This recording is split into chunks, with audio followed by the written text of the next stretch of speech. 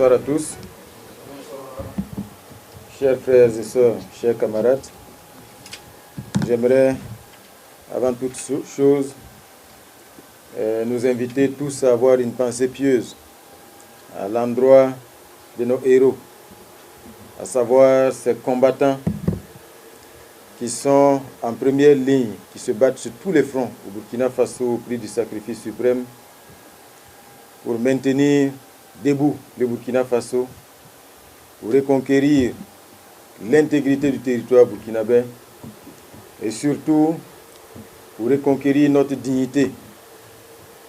Et je pense que c'est le minimum que nous leur devons, que de leur exprimer toute notre admiration pour cet esprit de sacrifice qui nous permet aujourd'hui d'entretenir l'espoir d'un Burkina Faso où la paix est de retour, un Burkina Faso qui aura reconquis pleinement son indépendance et un Burkina Faso qui dispose pour ses enfants et pour l'avenir.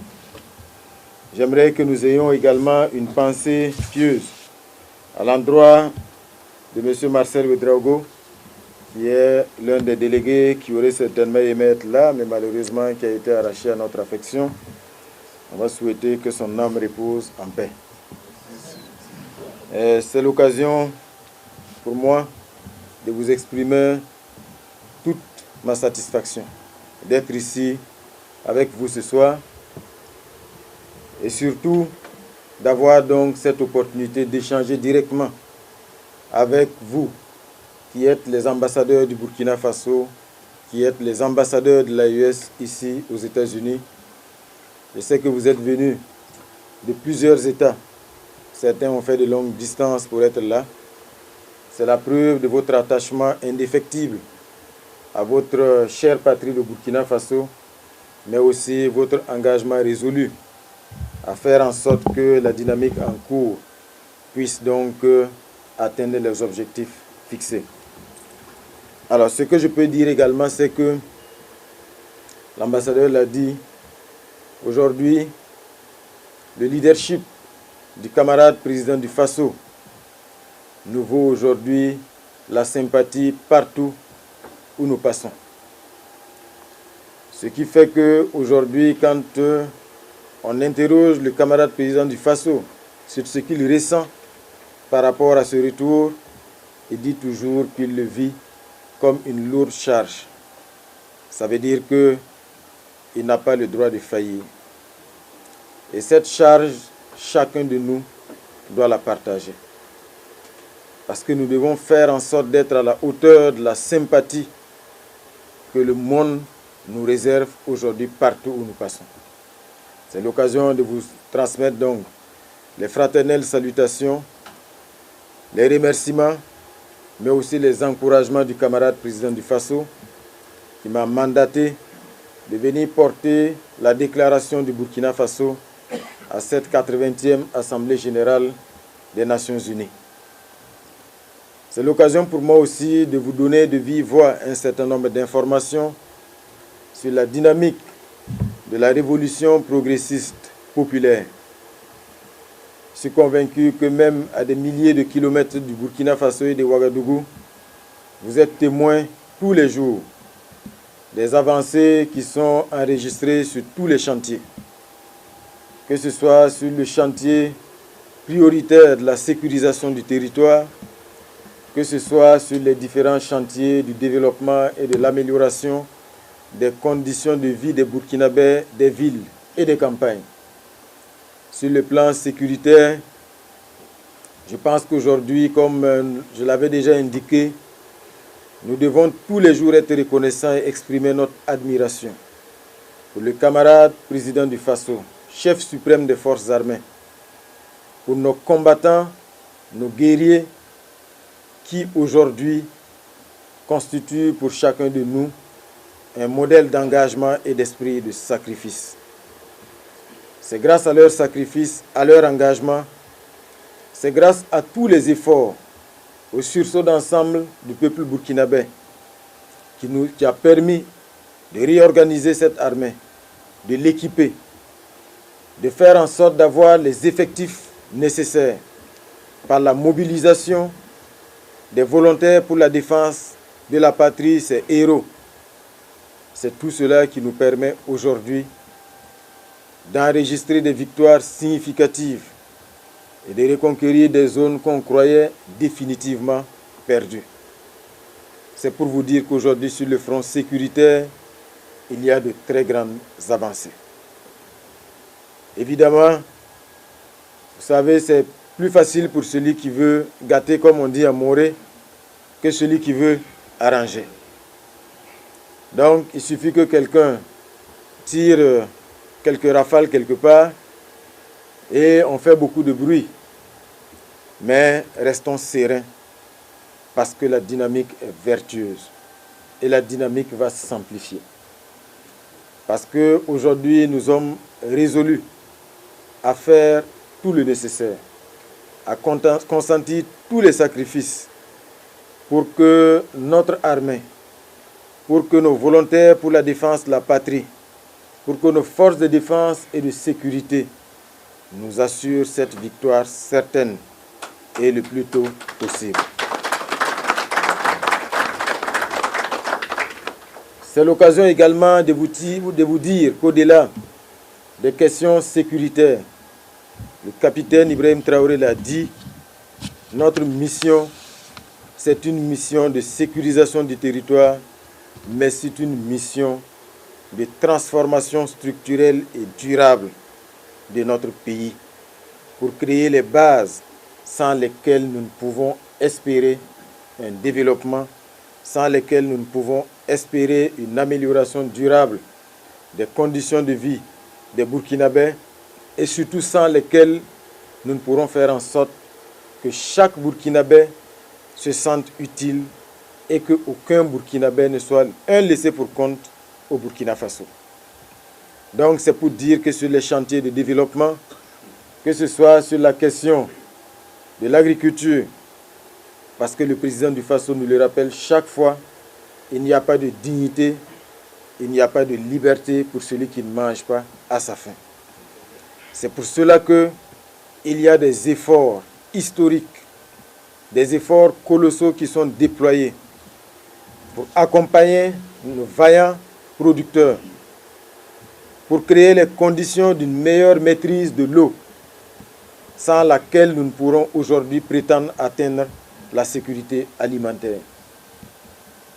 Par la grâce de Dieu, grâce au sursaut citoyen, grâce à la vaillance de nos producteurs, nous engrangeons des résultats extrêmement encourageants. Comme vous le savez, l'année dernière, rien que sur les céréales, nous avons produit plus de 6 millions de tonnes de céréales. Cette année, nous tablons sur une augmentation de 15%. Ça veut dire que nous devrons dépasser les 7 millions de tonnes de céréales avec plus d'1 million de tonnes de riz. Actuellement, sur le terrain, vous voyez le ministre d'État, ministre en charge de l'agriculture, qui court dans les champs. Et je pense, quand je dis qu'il court, le terme n'est pas galvaudé, pour s'assurer que partout, les producteurs sont dans les meilleures conditions possibles pour produire et produire en quantité.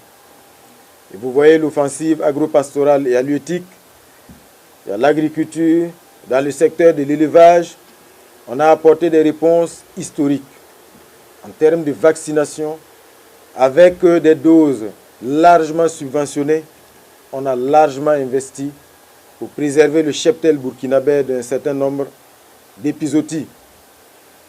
Que ce soit sur le plan halieutique, vous êtes témoin des efforts déployés en matière donc de cages flottantes dans beaucoup de zones sur les plans d'eau.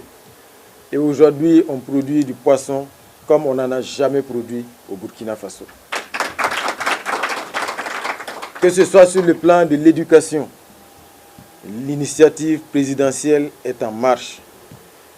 Que ce soit en termes d'infrastructures, de réorganisation de l'ensemble du système éducatif, avec un accent particulier sur le secteur des sciences, sur le secteur des technologies. C'est pour ça d'ailleurs qu'il y a un ministère en charge de l'enseignement secondaire, de la formation professionnelle et technique.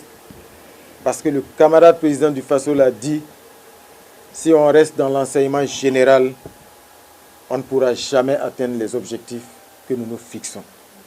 Il nous faut créer une masse critique de scientifiques. Il faut créer les conditions pour que les Burkinabés puissent innover, proposer des solutions pratiques aux problèmes du Burkina Faso. Dans le domaine de la santé, vous êtes témoin de toutes les actions vigoureuses qui sont menées. Aujourd'hui, pratiquement 12% du budget national est consacré au secteur de la santé. Et au-delà de cela, il y a de grandes innovations. Avec les cliniques mobiles, vous avez vu les efforts consentis pour réduire de façon significative les coûts de l'imagerie, le scanner, l'IRM, qui étaient des examens inaccessibles pour le commun des Burkinabés, ont connu de fortes réductions.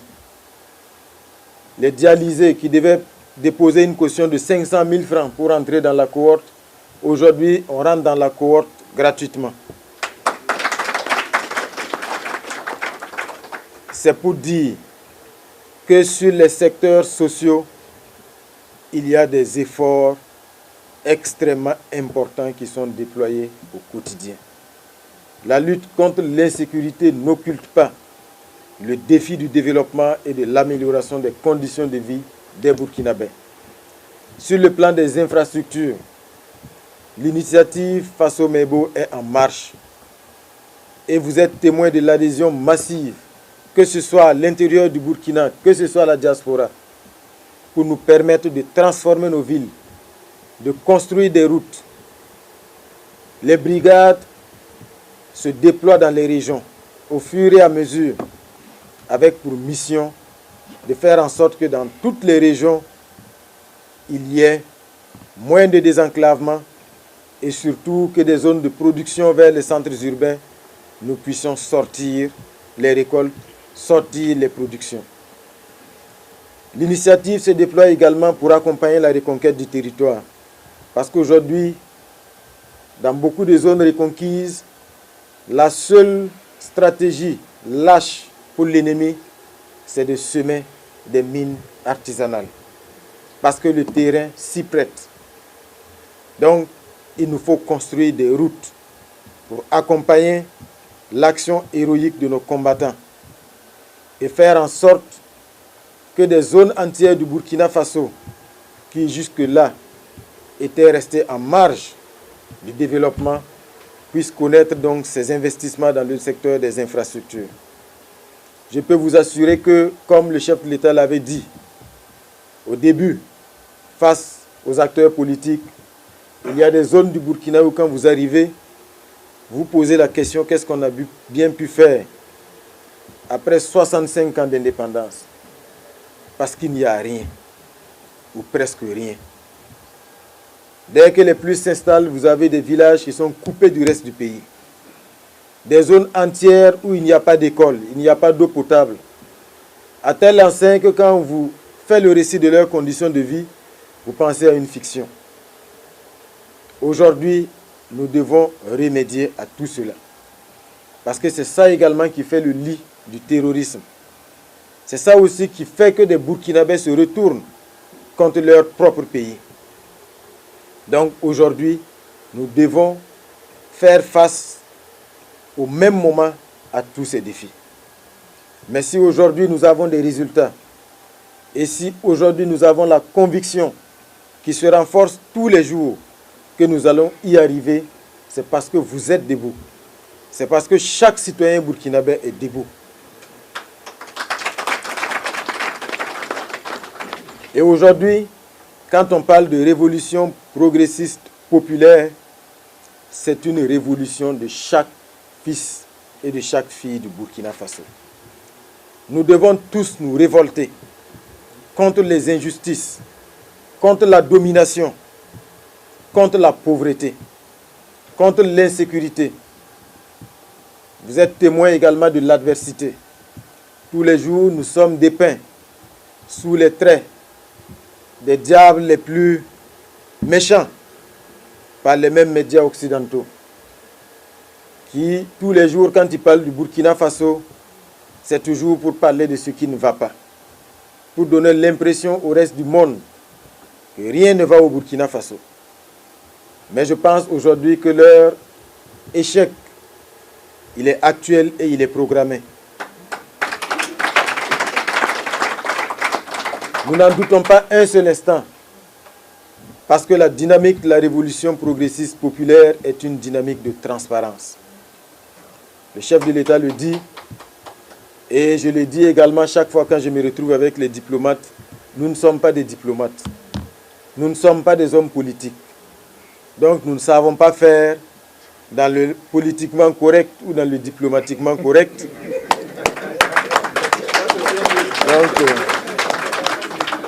Donc nous disons les choses telles qu'elles sont. Et avec les partenaires, c'est ce même langage que nous tenons. Quand on est d'accord, on leur dit qu'on est d'accord. Quand on n'est pas d'accord, on leur dit tout simplement qu'on n'est pas d'accord. Et pour finir, c'est vous rassurer, indépendamment de toutes les sirènes qui annoncent l'apocalypse, que le Burkina Faso non seulement tient debout et que nous sommes engagés pleinement à fond derrière notre leader, le camarade président du Faso, dans la dynamique révolutionnaire pour faire en sorte que nos enfants soient fiers de nous, que nos petits-enfants soient fiers de nous, parce que nous aurons mené avec courage, avec audace et dans un esprit de sacrifice le combat qu'il faut, au moment qu'il faut, pour nous affranchir de toutes les formes d'asservissement. Je le dis souvent, nous ne sommes pas venus ici, aux États-Unis, pour quémander. Nous avons quitté la dynamique de tendre la main. Nous ne sommes plus dans cette logique parce que nous avons la conviction que nous avons tout au Burkina Faso. La nature a béni le Burkina Faso. Contrairement à tous ceux qui disaient que notre pays est pauvre, je vous fais la confidence. Rien qu'en fin septembre, c'était pas en fin septembre, c'était en début de septembre, le 2, j'ai demandé le point. Nous étions à plus de 36 tonnes d'or collectées. Rien que pour 2025. Rien que pour 2025. Quand on pense que quand le capitaine arrivait, nous n'avions pas un seul gramme d'or au Burkina Faso. Donc c'est pour vous dire, soyons sereins, nous avons tout au Burkina Faso. Et pour peu que nous nous mobilisions, que nous restions solidaires, soudés, pour faire en sorte que celui qui nous considérait comme une province, qui nous considérait comme des sous-hommes, et qui considérait les ressources du Burkina Faso comme devant faire avant tout son bonheur, que ce maître-là comprenne que c'est fini. Et c'est définitivement fini. Une fois, j'ai reçu un diplomate français qui me disait « Qu'est-ce que nous attendons de la France aujourd'hui ?» Et ce que je lui ai dit, tout ce que nous voulons, c'est que vous nous laissiez tranquilles. Nous ne voulons rien, nous ne voulons pas d'aide, nous ne voulons rien de la France. Rien. Ils ont arrêté leur aide au développement. Ça fait combien de temps? Ça fait combien de temps? Nous nous portons beaucoup mieux aujourd'hui.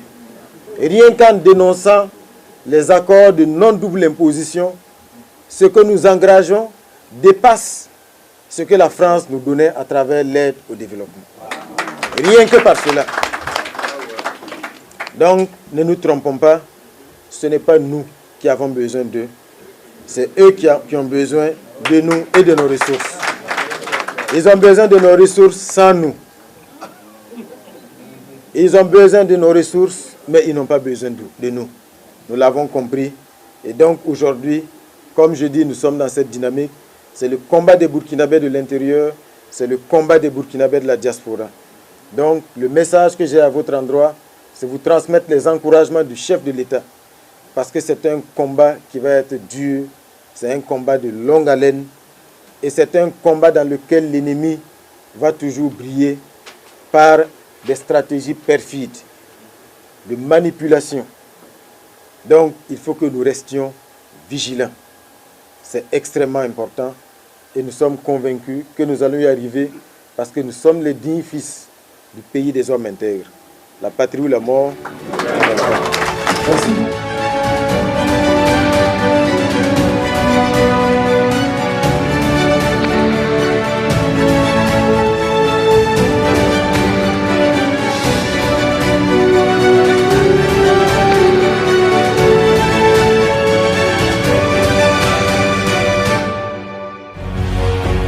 Faso 7, une autre facette de l'information au Burkina Faso.